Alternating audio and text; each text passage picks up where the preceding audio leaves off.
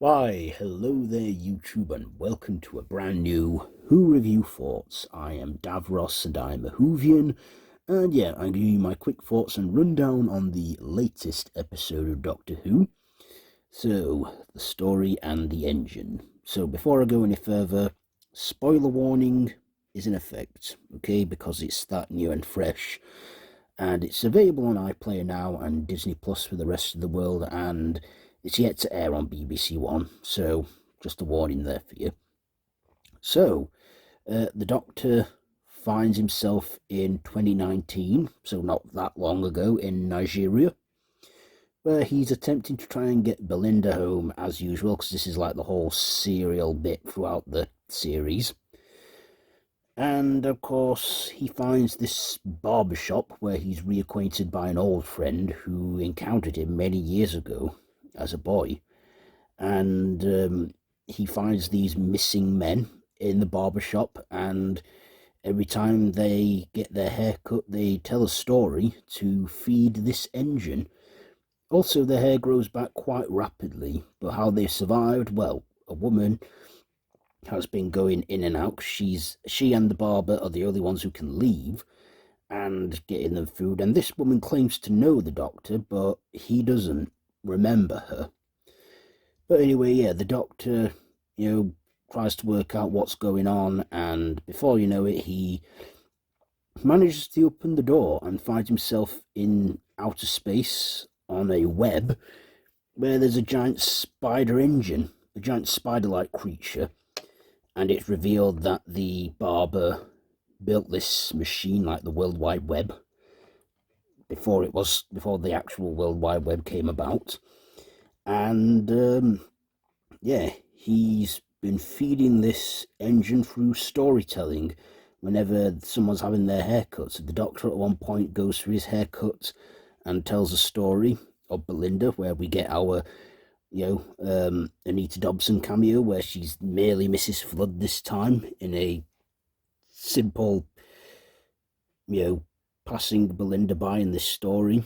And then, of course, Belinda, after the TARDIS keeps going off and off with an alarm, she eventually goes into the barber shop. And, yeah, the Doctor then manages to convince everyone, and even the barber. At first I was thinking, is he a god? Because he does reference a lot of the gods, and the Doctor mentions he's met all these gods like Dionysus and the Norse god and that.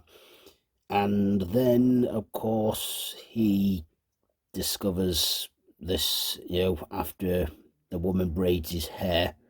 We also get a brief moment where he then remembers her, and we get a quick cameo from, surprise here, Joe Martin's fugitive Doctor, just for a couple seconds.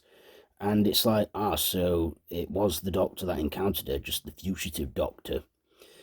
And she does the Doctor's hair, braids it into like a map that he feels on his head so he can get out of here.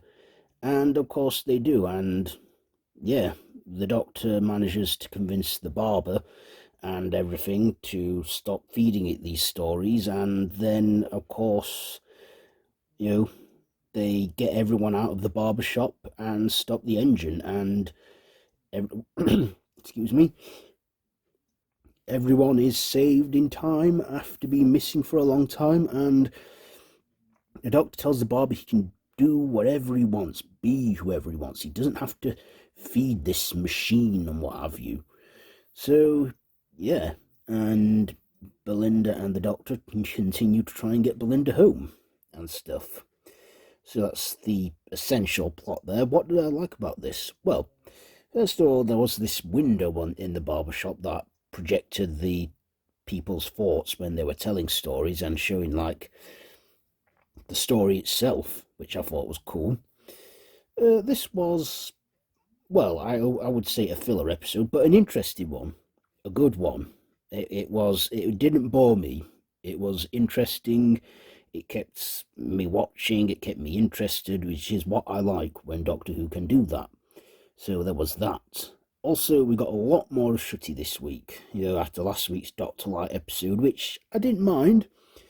But yeah, this time Ncuti Gatwa was back in the spotlight, leading the show, and he was playing the Doctor the way he knows how to play his Doctor.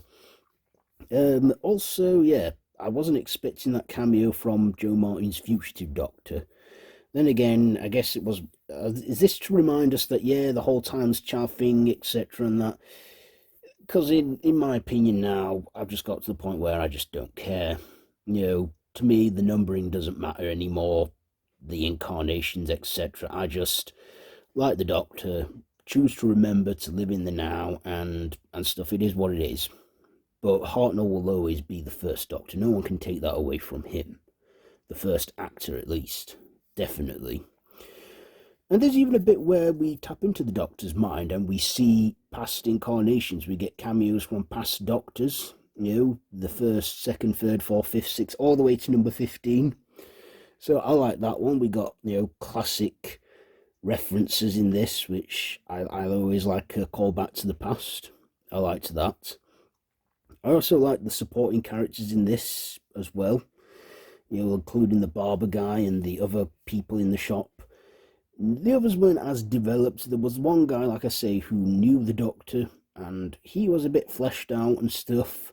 But, I mean, they only had like 45 minutes to do this episode, so, But, like I say, it wasn't boring. I thought, Varada Sethu did a good, were alright in this in her part. And kind of joined the whole Doctor and that in a bit later on in the episode, but I feel that she was just there, not serving much of the companion. Then again, she is a companion, but she doesn't want to travel with the Doctor. She wants to just get home. And what's going on May 24th? Why is there no Earth? I don't know. We'll find out in 2 weeks' time. Yeah, we have one more episode after this, the Interstellar Song Contest, and then the 2-part finale. So, yeah, not a long wait. We're going to find out what happens. I always like the penultimate episode because it always reveals all and that, and then the finale, we know all that's been happening, and yeah. But, yeah, one more episode before the finale next week. And it's the Interstellar Song Contest, because next week is the Eurovision Song Contest. I don't like that contest because it's just not what it used to be. I'm not getting into that now, but yeah, I'm assuming, yeah, they obviously are airing this or dropping this episode deliberately on that date. So yeah, we're going to see the Whoniverse version of the Eurovision Song Contest, the Interstellar Song Contest. Obviously, we've seen in previews Anita Dobson as Mrs. Flood there, observing, so what's going on with her? What are all the cameos? We'll find out, hopefully, what all that is, but if you ask me, I feel that they have been rehashing a bit of the Susan Triad character from last year. But yeah, I thought it was a good episode this week. This season, I feel has improved, despite them filming seasons 1 and 2 back-to-back. And yeah, season 3, when we'll get that, I'm hoping next year. But for now, let's just enjoy season 2 and what that is. So, yeah, I thought it had good visuals, alright storytelling. So ratings, I will give performances an 8. The writing, I'll give the writing an 8. The visuals, an 8. My personal, I'll give it a 9. It wasn't too bad. I thought it was decent. Like I say, I was enjoying it. So there you go. There is my Who review thoughts for this week on the latest, most recently aired episode of Doctor Who. So, have you seen it? You probably have, because I've been giving out spoilers. So yeah, I've been Davros the Whovian, and this has been my Who review thoughts. So be sure to like, share, comment, subscribe, and hit that notification bell, and I'll be seeing you soon. So, until next time, run for your life.